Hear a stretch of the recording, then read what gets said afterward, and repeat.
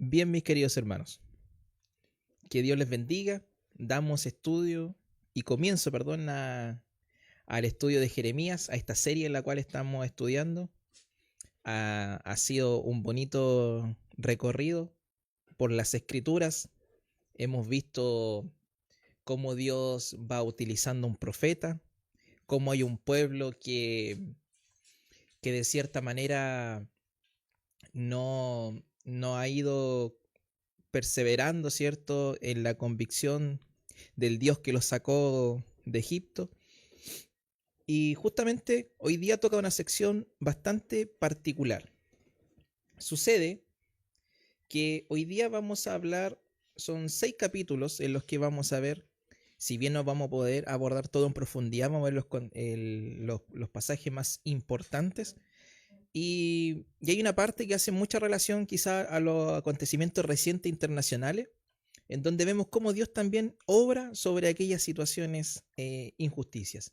Pero como buenos cristianos, antes de dar comienzo, vamos a orar para que Dios pueda estar en medio nuestro en esta tarde.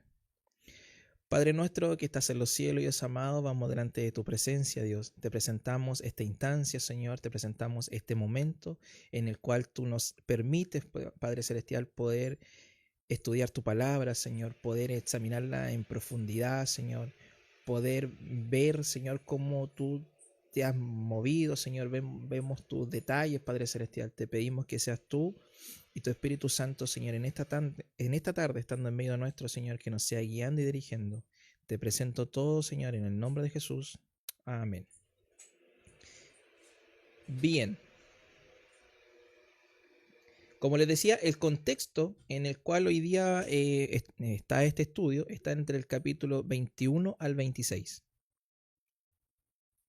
Y vamos a comenzar de inmediato. Recordemos que hasta el capítulo anterior, como les decía, hemos visto un pueblo que ha puesto su confianza en el templo, hemos visto cómo se han desviado, cómo han hecho y elevaban adoración y de cierta manera pleitesía a dioses en los cuales Dios no había colocado, de hecho son falsos. Pero sin embargo el pueblo de Dios, ese es un punto muy importante, el pueblo de Dios y las generaciones que fueron naciendo con el tiempo, cada vez se fueron olvidando más del Dios que los sacó de Egipto y sin embargo daban paso a adoraciones paganas, a costumbres que no eran de ellos, y todas estas actitudes Dios las condenaba. Es más, incluso muchos de estos ritos estaban avalados por sacerdotes, estaban avalados por la estructura religiosa de aquel entonces. Y hemos visto cómo se ha movido, ¿cierto? Un pueblo desobediente, rebelde, temerario. Siempre ocupo esa palabra porque encuentro que para desafiar al Señor hay que realmente ser temerario para no temer a Él, no saber quién es. Y ese es el contexto en el que nos hemos movido en los primeros 20 capítulos. Y aquí resulta que pasa algo bien particular. ¿Por qué? Porque hay una plegaria del rey Sedequías. Recordemos que el libro de Jeremías no está escrito en orden cronológico, está escrito en orden temático, ¿ya? Por lo tanto, nos encontraremos quizás de que hay un mensaje, por ejemplo, en este caso, estamos hablando del rey Sedequías, del último rey, ¿cierto? Pero después vamos a continuar y vamos a darnos cuenta que vamos a estar hablando de Joacás pero lo importante es el contexto, es ver qué sucede aquí. Como les decía, ya desde Josías, ¿cierto?, a Sedequías, ya hay 5 reyes. Por lo tanto, fíjese que con toda la historia, con todo lo que Dios le ha revelado al profeta para que le hable a su pueblo, y ese pueblo no ha tenido ni una gota de remordimiento, no ha tenido una gota de conciencia de lo que estaba sucediendo, a pesar de que hasta este entonces ya habían sufrido 2 deportaciones, aún así no había un cambio. Y fíjese lo que pasa en el capítulo 21, versículo 1 y 2. Dice: Esta es la palabra del Señor que vino a Jeremías cuando el rey Sedequías envió a Pasur, hijo de Malquías. Paréntesis, este no es el mismo Pasur que castigó a Jeremías en el capítulo anterior. Si quiere después lo busca, se va a dar cuenta que es otro. Y al sacerdote Sofonías, hijo de Maseías, a que le dijeran: consulta ahora al Señor por nosotros, porque Nabucodonosor, rey de Babilonia, nos está atacando. Tal vez el Señor haga una de sus maravillas, como en tiempos pasados, y lo obligue a retirarse. Jeremías respondió: adviértanle a Sedequías que así dice el Señor, el Dios de Israel: yo haré que se vuelvan contra ustedes las armas de guerra que tienen en sus manos, con las cuales pelean contra el rey de Babilonia y contra los babilonios, que desde afuera de los muros los tienen sitiados. Amontonaré sus armas dentro de la ciudad. Vemos que Sedequías está recurriendo a Jeremías en este momento para que pudiera consultar a Dios si acaso Dios iba a interceder, como ha sido la historia. Se da cuenta que la actitud, esta actitud que nosotros tenemos en este tiempo, que nos pareciera sorprendente quizás, ha sido desde siempre. El ser humano tiende que cuando hay prosperidad, cuando hay bendición, porque mientras el pueblo estaba bien, mientras no faltaban recursos, mientras no se veían en una complicación quizás, dejaban que la maldad fluyera en medio de ellos mismos. Y sin embargo, la adoración y la gratitud y los sacrificios se lo hacían a otros dioses, incluso en el templo. Pero cuando está en una complicación, en este caso es Sedequías, y muchas veces a nosotros nos pasa lo mismo, cuando estamos en una complicación, acudimos al Señor. Y fíjense cuál es la respuesta del Señor para lo que estaba consultando Sedequías. El Señor dice: yo mismo pelearé contra ustedes, con gran despliegue de poder, con ira, furor y gran enojo. Heriré a hombres y animales. Los habitantes de esta ciudad morirán por causa de una plaga terrible. Después de eso, entregaré a Sedequías, rey de Judá, y a sus oficiales y a la gente que haya quedado con vida en la ciudad después de la plaga, la espada y el hambre, afirma el Señor. Los entregaré en manos de Nabucodonosor, rey de Babilonia, y de los enemigos que buscan matarlos. Sin ninguna piedad, clemencia ni compasión, Nabucodonosor los matará a filo de espada. La respuesta del Señor es clara y contundente. El juicio de Dios ya había sido anticipado por Jeremías. Recordemos y posicionémonos en la historia. Estamos ya después de 2 deportaciones. Jeremías había hablado, Dios había enviado a Jeremías dándole una oportunidad al pueblo. Decía: si este pueblo se arrepiente, realmente me reconoce como el Señor, realmente obedece el pacto que hicimos en aquel monte, yo los perdonaré. Yo retractaré mi juicio que viene. Pero el pueblo, en vez de tomar la palabra del Señor, en vez de humillarse delante de Él y obedecer lo que Dios estaba preveyendo, empezó a sufrir las consecuencias. Y cuando ya estaban, por así decirlo, casi con el agua al cuello, viene este llamado al Señor en ayuda.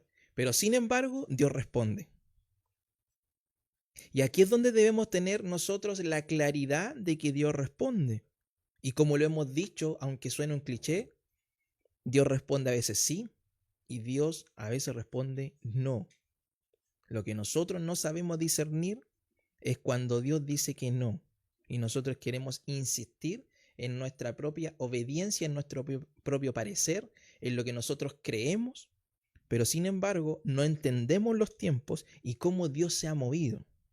Porque hasta aquí podríamos hablar de que aquí hay un Dios malo, por ejemplo, de que hay un Dios que no presta su atención hacia el pueblo que está sufriendo y está clamándole hacia él.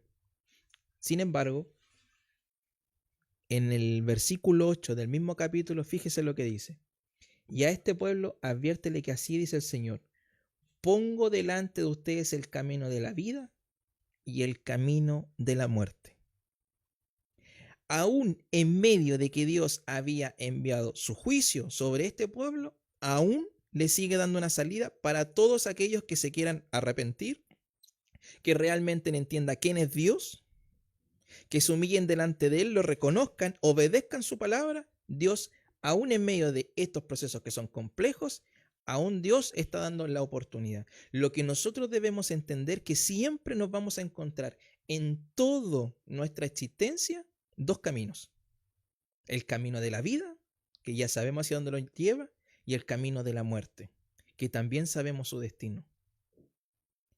No podemos jugar de una manera ambivalente. No podemos caminar con un pie en un camino de muerte y con el otro pie en el camino de vida. Ese no es la verdad del Señor. Además, Dios no nos llama a eso. Incluso después, ya en el Nuevo Testamento, nos presenta estos dos caminos de una forma muy clara. Dice que el camino de perdición es ancho. Es ancho. Incluso más, mis queridos hermanos. Yo le sumaría una palabra y una reflexión que estaba teniendo el otro día sobre otro tema, pero veía como el placer y la muerte, perdón, como el pecado y la muerte son placenteramente destructivos.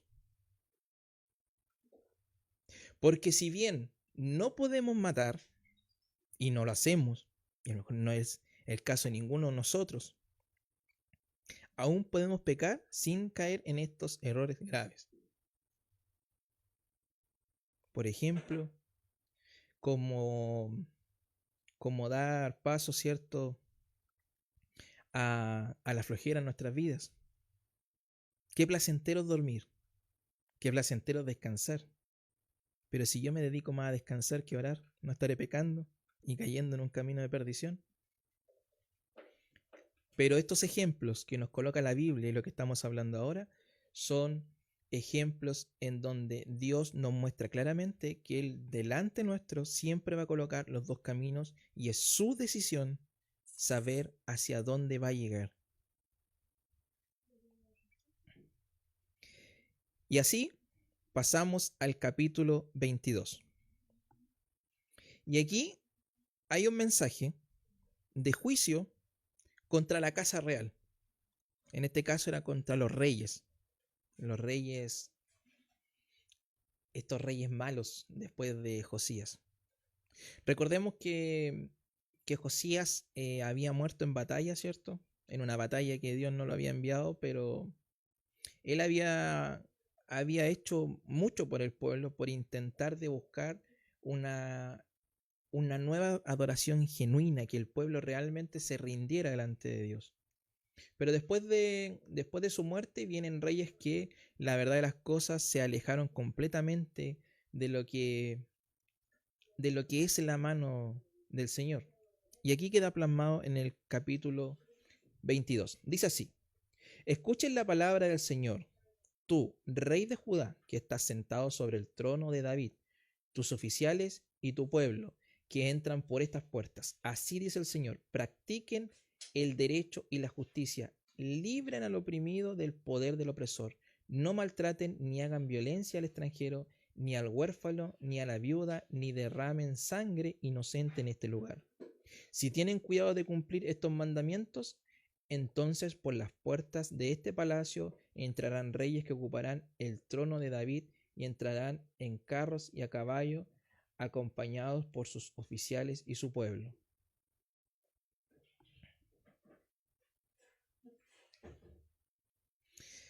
Pero sin embargo, hay una sentencia de Dios para estos reyes que están cometiendo estas injusticias. Aquí lo vamos a ver en detalle a quién, por ejemplo, se está refiriendo Dios en este caso. Porque hay una sentencia de Dios que dice: pero si no obedecen estas palabras tan ciertas como yo vivo, Dios está hablando por él mismo, que este palacio se convertirá en un montón de ruinas. Yo, el Señor, lo afirmo. Dios, en este, en este capítulo, nuevamente vemos que Dios ya está emitiendo juicios claros, pero juicios claros sobre qué, sobre la desobediencia. Qué importante es entender qué papel fundamental cumple nuestra obediencia a Dios en nuestra forma de relacionarnos con Él. Obediencia a su palabra. Cuando realmente hablamos que hay que obedecer su palabra, no es simplemente una conducta, no es simplemente una forma religiosa, es una forma de relacionarse con Dios. Cuando nos sumergimos en la palabra de Dios, encontramos instrucciones de cómo debemos obedecer al Señor, cómo debemos actuar en ciertos casos, cómo Dios quiere que nos relacionemos con Él, con todo nuestro corazón, con toda nuestra mente. Por eso es importante que en nosotros esté el querer aprender más de la palabra, el querer profundizar más en la palabra, porque ahí es donde Dios se revela y lo vamos a ver en los capítulos siguientes. Pero fíjese que en el versículo 10 de este mismo capítulo dice lo siguiente: no lloren por el que está muerto ni hagan lamentación por él. Fíjense que el pueblo estaba lamentando la muerte de Josías. Como le decía, él murió en batalla, ¿cierto? Una batalla que Dios no le envió, pero ahí murió. Y el pueblo estaba lamentando porque él era un rey bueno. Era un rey que estaba guiando hacia el pueblo, hacia la búsqueda de Dios, con la reforma, ¿cierto? Sin embargo, después asume Joacás, que fue un reinado de 3 meses, pero un reinado malísimo, malo, malo, malo. Sin embargo, Joacás estaba centrado simplemente en construir un palacio para él. Y aquí lo dice, y en este entonces Joacás había sido preso, ya estaba en Egipto, y sin embargo, fíjense lo que dice el Señor: no lloren por el que está muerto, ni hagan lamentaciones por él, Josías, lloren más bien por el exiliado, porque el que nunca el que nunca volverá ni verá más en la tierra en que nació. Había quienes pensaban que Joacás volvería, ¿cierto? Y volvería a reinar y quizás se podría hacer un momento de un renacer, pero sin embargo, Dios ya está hablando claro qué va a pasar con él. Así dice el Señor acerca de Salum, que es Joacás, hijo de Josías y rey de Judá, que comenzó a reinar después de su padre Josías y que salió de este lugar. Nunca más volverá, sino que morirá en el lugar donde ha sido desterrado. No volverá a ver más este país. Y aquí da una descripción de cómo era Joacás. Hay del que edifica su casa y sus habitaciones superiores, violentando la justicia y el derecho. Hay de que obliga a su prójimo a trabajar gratis y no le paga por su trabajo. Hay del que dice: me edificaré un gran palacio con habitaciones amplias en el piso superior, y le abre grandes ventanas y la recubre de cedro y la pinta de rojo. Fíjese en este detalle, porque el cedro y la pintura roja son símbolos de Egipto. ¿Ya? Es símbolo de aquella ciudad. Y eso los estaban haciendo en la tierra del Señor. Versículo 15. ¿Acaso eres rey solo para acaparar mucho cedro? Tu padre no solo comía y bebía, sino que practicaba el derecho y la justicia. Por eso le fue bien, defendía la causa del pobre y del necesitado. Por eso le fue bien. ¿Acaso no es esto conocerme? Afirma el Señor. Defender la causa del pobre y del necesitado.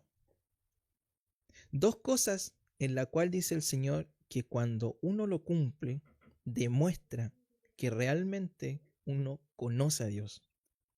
Qué importante es ir en ayuda de quienes lo necesitan. Qué importante es orar por aquellas personas que quizás están padeciendo alguna complicación y lo están, no sé, en condiciones de pobreza, como lo está llamando aquí la palabra.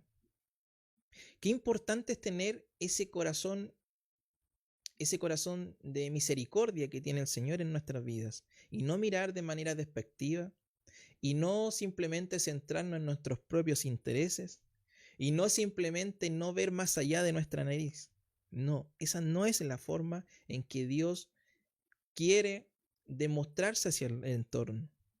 Esta es una forma en la que hoy la iglesia puede dar testimonio de un Dios vivo, de un Dios real, de un Dios que existe, que está presente. Esa es la forma en que el Señor tiene la forma de demostrar su imagen hacia el mundo que aún no le conoce.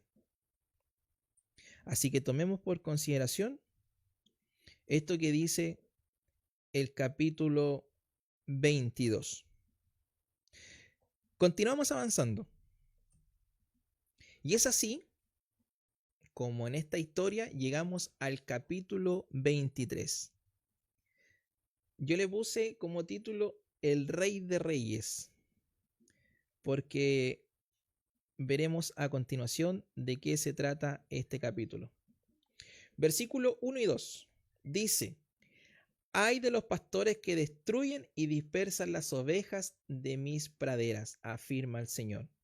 Por eso, así dice el Señor, el Dios de Israel, a los pastores que apacientan a mi pueblo. Ustedes han dispersado a mis ovejas, las han expulsado y no se han encargado de ellas. Pues bien, yo me encargaré de castigarlo a ustedes por sus malas acciones, afirma el Señor. Estos dos versículos, sobre todo, tienen una connotación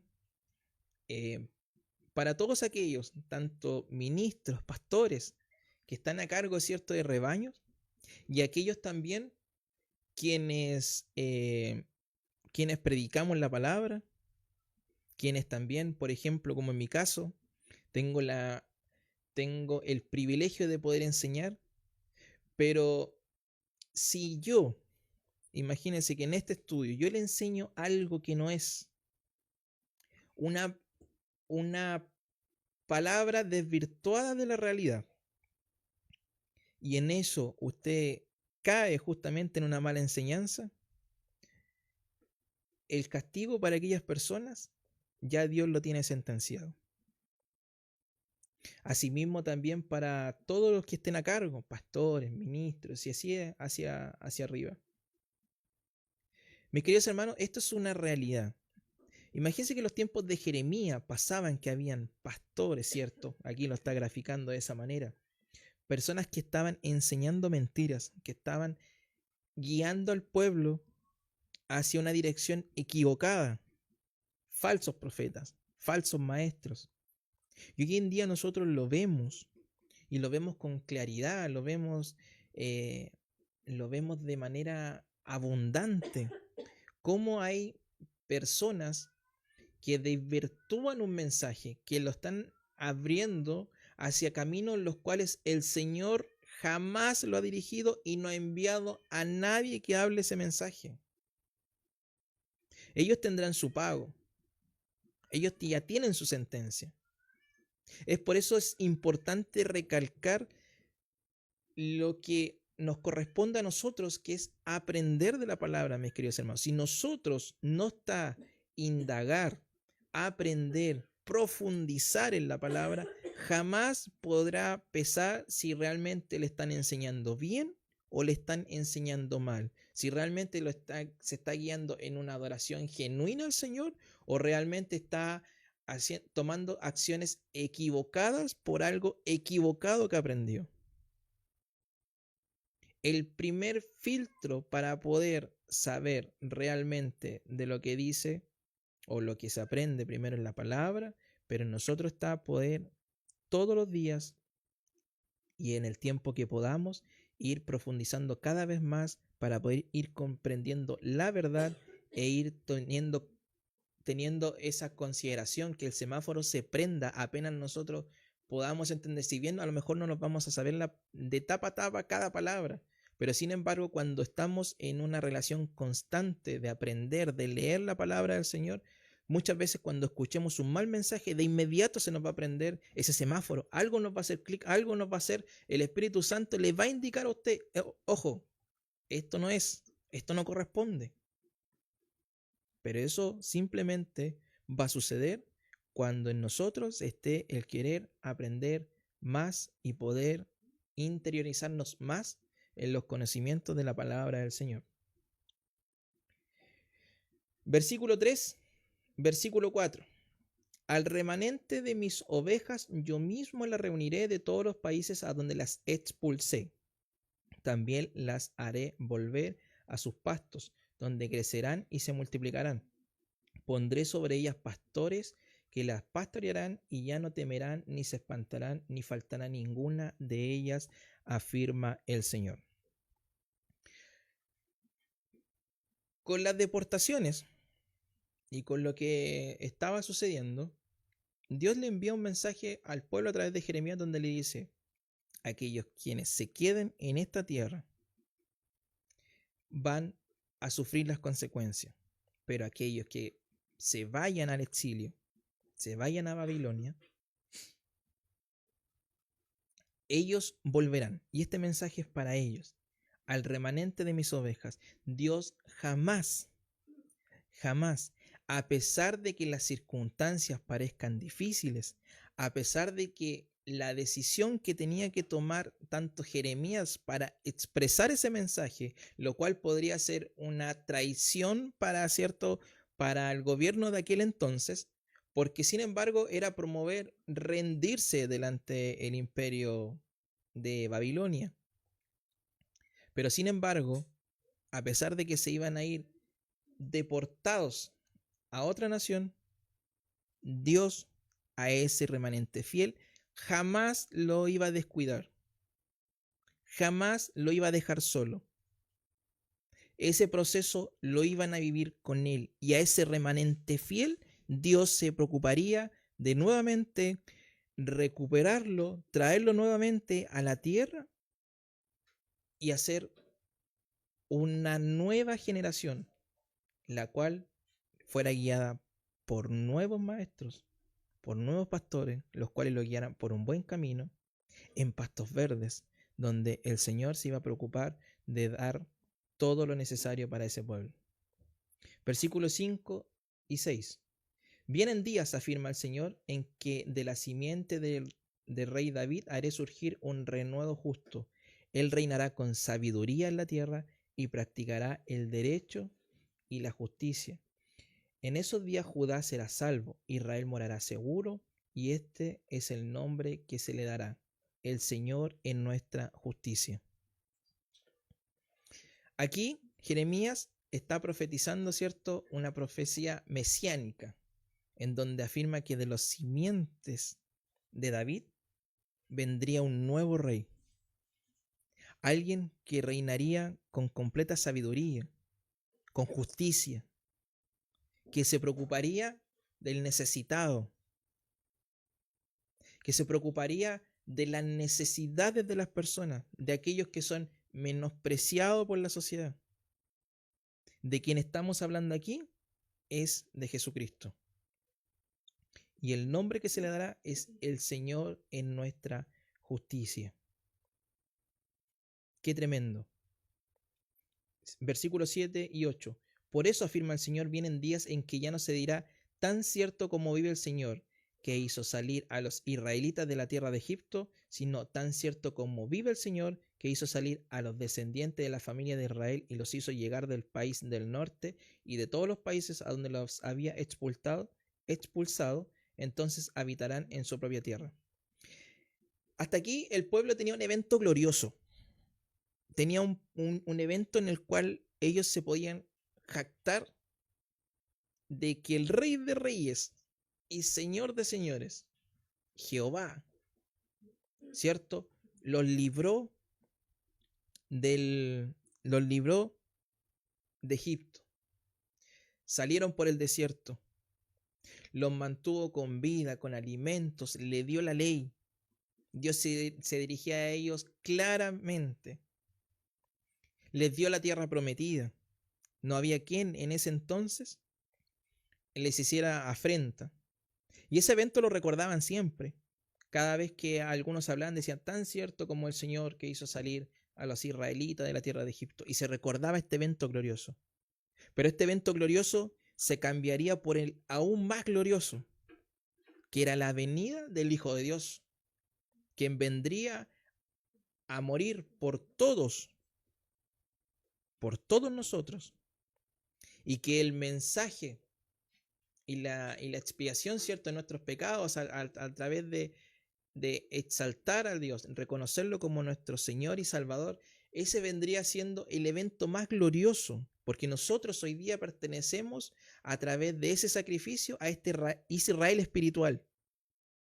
Primero Dios tenía una relación con su pueblo, con el pueblo de Israel como tal. Con la venida de Jesucristo, todos tenemos acceso a ser parte del pueblo de Dios como este Israel espiritual, en el cual todos pertenecemos a este pueblo del Señor. Y eso es lo que está hablando Jeremías en esta profecía que le envía el Señor. Y en el mismo capítulo, del versículo 10 en adelante, fíjense lo que dice. En cuanto a los profetas, estamos hablando de los falsos maestros, mi corazón está quebrantado dentro de mí y se me estremecen los huesos. Esto lo dice Jeremías. Por causa del Señor y de sus santas palabras, hasta parezco un borracho, alguien dominado por el vino. La tierra está llena de adúlteros. No solamente de aquellos que cometen el adulterio, ¿cierto? La falla en la mala decisión en su matrimonio, sino que también adúlteros espirituales, porque recordemos que era un pueblo que ya se había desvirtuado completamente de una adoración genuina a Dios. Por la causa de la maldición está de luto, y los pastos del desierto se han secado. Los profetas corren tras la maldad y usan su poder para la injusticia. Impíos son los profetas y los sacerdotes. Aún en mi propia casa encuentro su maldad, afirma el Señor. O sea, no había quien no se hubiera desvirtuado. Aquí estamos viendo que sacerdotes y profetas, o sea, Dios está diciendo que aún en su templo él encontraba maldad, él encontraba injusticias. Por eso su camino será resbaladizo, serán empujados a las tinieblas y ellos se hundirán. Yo traeré sobre ellos una calamidad en el año de su castigo, afirma el Señor. Versículo 16-17. Así es el Señor de los ejércitos. No escuchen lo que dicen los profetas, pues alientan en ustedes falsas esperanzas. Cuentan visiones que se han imaginado y que no proceden de la boca del Señor. A los que me desprecian les aseguran que yo, el Señor, digo, gozarán de paz. A los que obedecen los dictados de su terco corazón les dice que no les sobrevendrá ningún mal. Fíjense que nosotros hoy día tenemos esta tremenda revelación.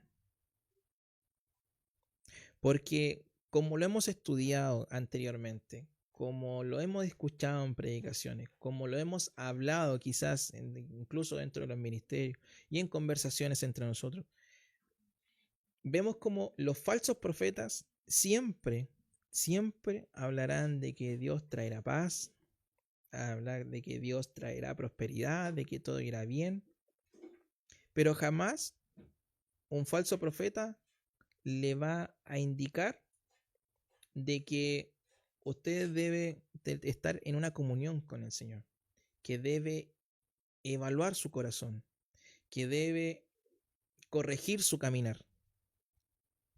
Y eso es lo que Dios está condenando, y aquí está claramente lo que les va a suceder y cómo eran aquellos falsos profetas, perdón. Así nosotros debemos tener claridad sobre cómo actúa un falso profeta para cuando estemos enfrente de alguien como aquella persona, sacarlo de en medio nuestro porque no viene de parte del Señor. Fíjese el versículo 18. ¿Quién de ellos ha estado en en el consejo del Señor? ¿Quién ha recibido o escuchado su palabra? ¿Quién ha atendido y escuchado su palabra? Porque ¿quién estuvo en el secreto de Jehová y vio y oyó su palabra? ¿Quién estuvo atento a su palabra y la oyó? Aquí vemos, y, y fíjense lo que sucede, porque aquí ya reforzamos todo lo que le había mencionado anteriormente. El versículo 18, perdón, de arriba y el versículo 18 de abajo son distintas versiones. Primero, vamos a ver la NBI. ¿Quién de ellos ha estado en el consejo del Señor? ¿Quién ha recibido o escuchado su palabra? ¿Quién ha atendido o escuchado su palabra? Eso lo dice la NBI. Pero abajo está la versión de la Reina Valera. ¿Por qué? Porque creo que nos deja más claridad de lo que Dios nos quiere decir. Dice, ¿por qué? ¿Quién estuvo en el secreto de Jehová y vio y oyó su palabra? ¿Quién estuvo atento a su palabra y la oyó? En el secreto, vemos que Dios, ¿cierto?, tiene su secreto, tiene el mensaje, tiene algo que decirnos, pero para aquello debemos relacionarnos con Él. Eso lo vemos en la palabra. Dice Dios que Él nos enseñará cosas grandes y ocultas que jamás hemos conocido. Pero para aquello nosotros debemos estudiar, debemos leer la palabra, porque de esa manera Él se revela a las vidas, y en este caso a nuestras vidas.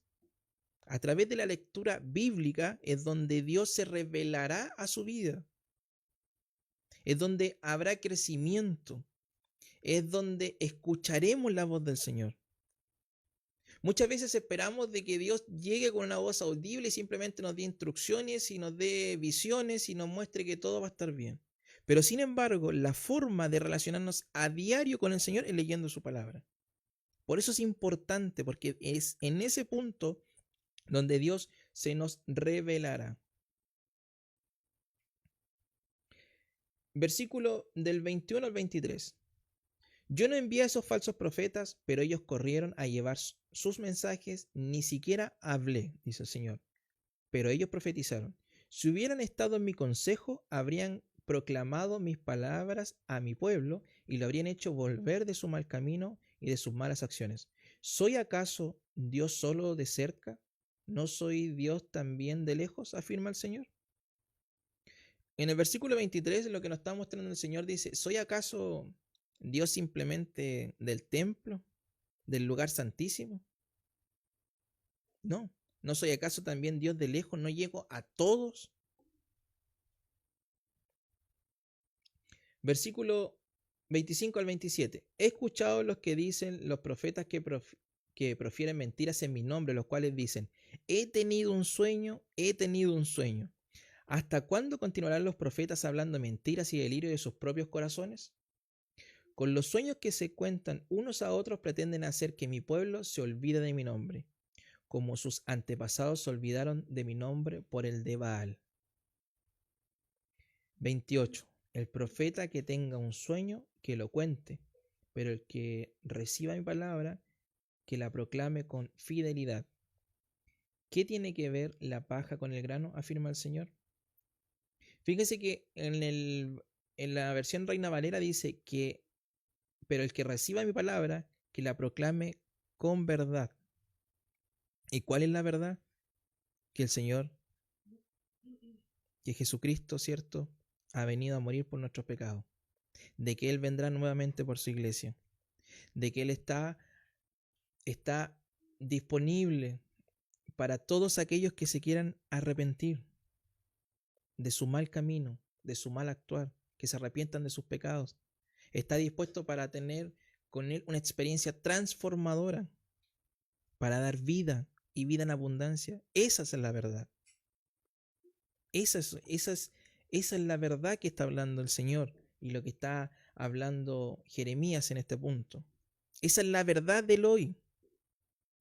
No de que Dios le va a prosperar, no de que Dios le va a dar 5 casas y que pacte con el Señor y que lleve todas sus cosas para poder tener un bienestar en esta tierra. No, mis queridos hermanos.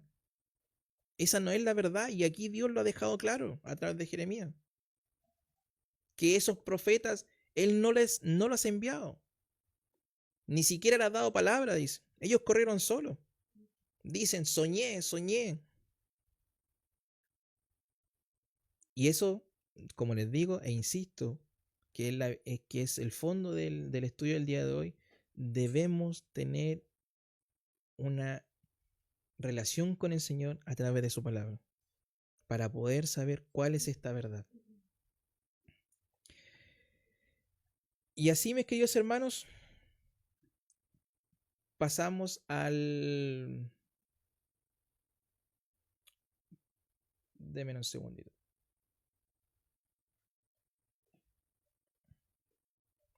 Ahora sí. En el capítulo 24 hay una visión de Jeremías en la cual él ve una canasta de higos. Una canasta de higos buenos y una canasta... Perdón, ve higos buenos e higos malos. Estoy parafraseando.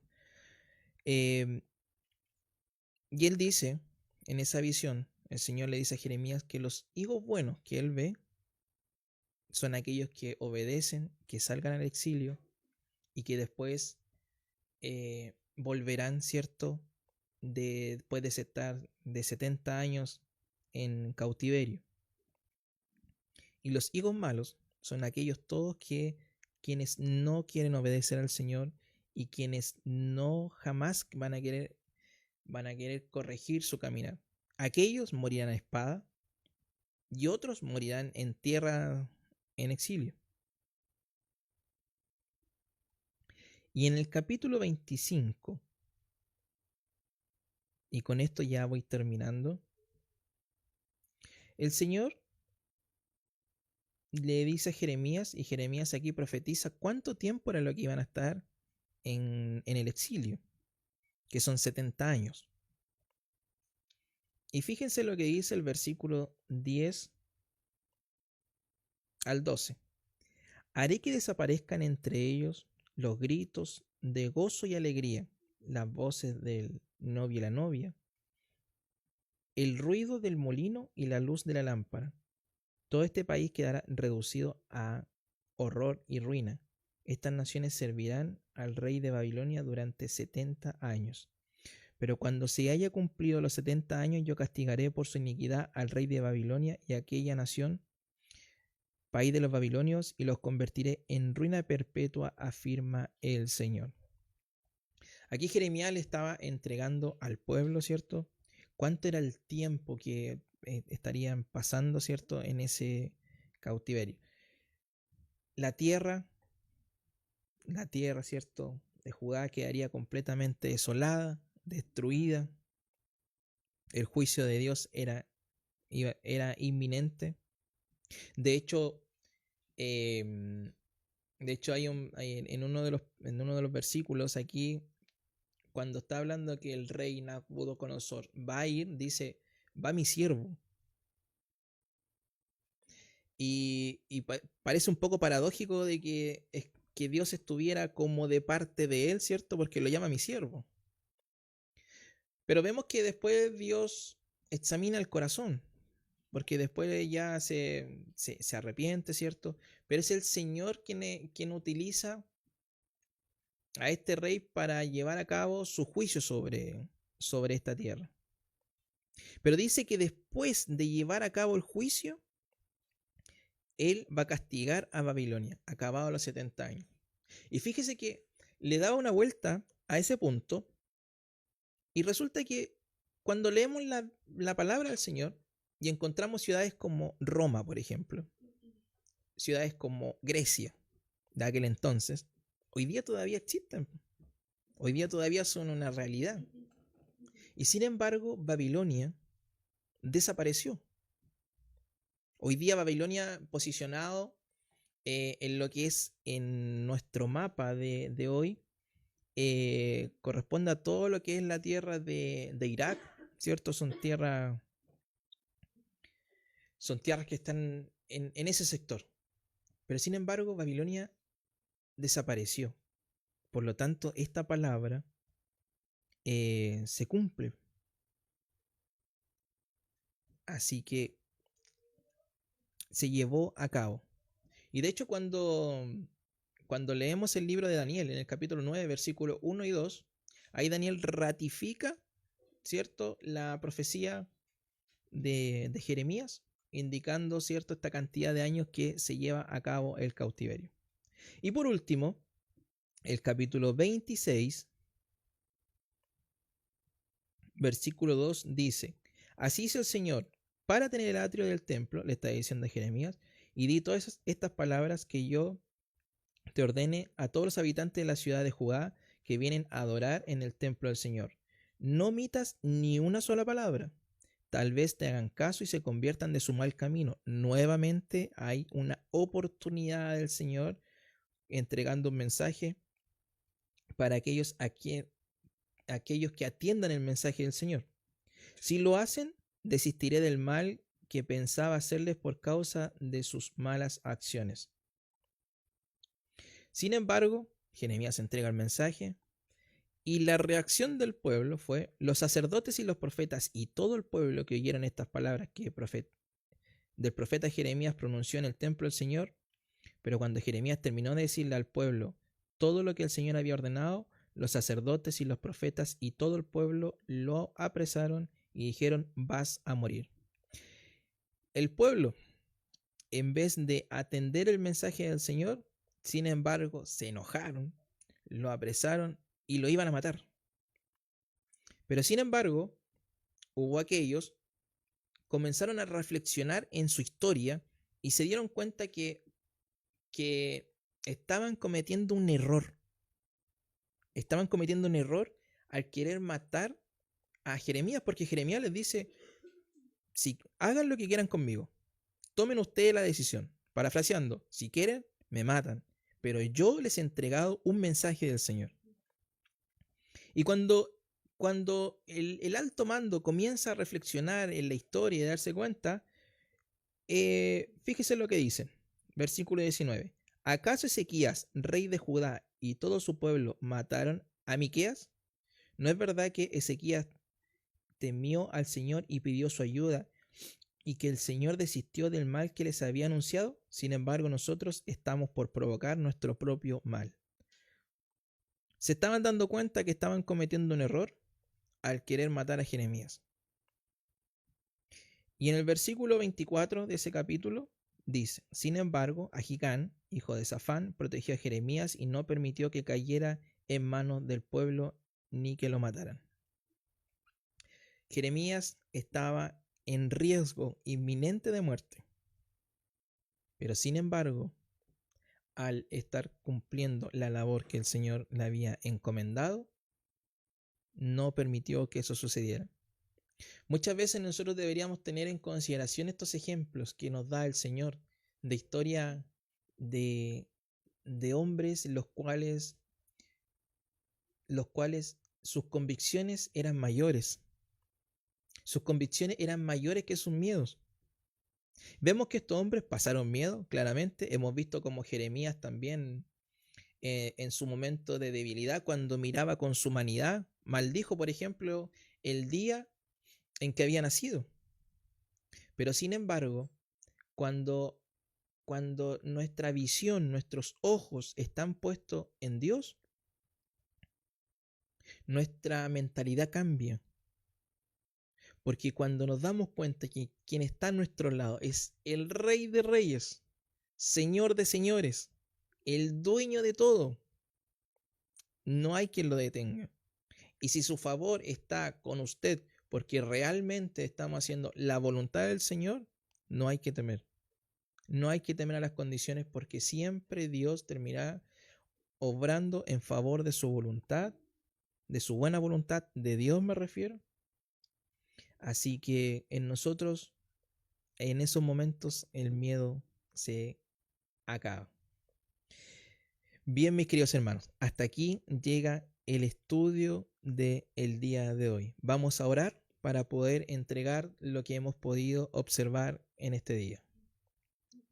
Padre nuestro que estás en los cielos, Dios amado, vamos delante de tu presencia, Dios. Te damos gracias por lo que tú nos muestras, Señor, por lo que tú nos hablas, Dios. Sabemos que hay un llamado constante de tu parte hacia nuestras vidas, de que podamos profundizar más en tu palabra, Señor. ¿Para qué? Para poder ampliar nuestro conocimiento, pero de la misma manera, Señor, para poder relacionarnos contigo, Señor, para ver y comprender lo que tú nos quieres hablar, Señor. Sabemos que en tu palabra hay cuidado, hay respuesta, hay restauración, hay dirección, hay una guía, Señor.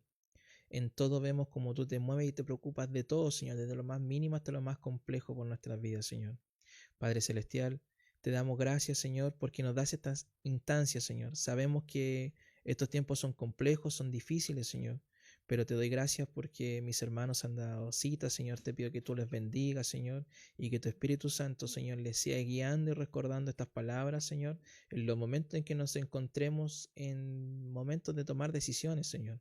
Tú nos hablabas esta noche de que siempre nos enfrentaremos en dos caminos. Uno debe decidir por cuál tomar, si el camino de verdad y de vida o el camino de mal y de perdición, Señor.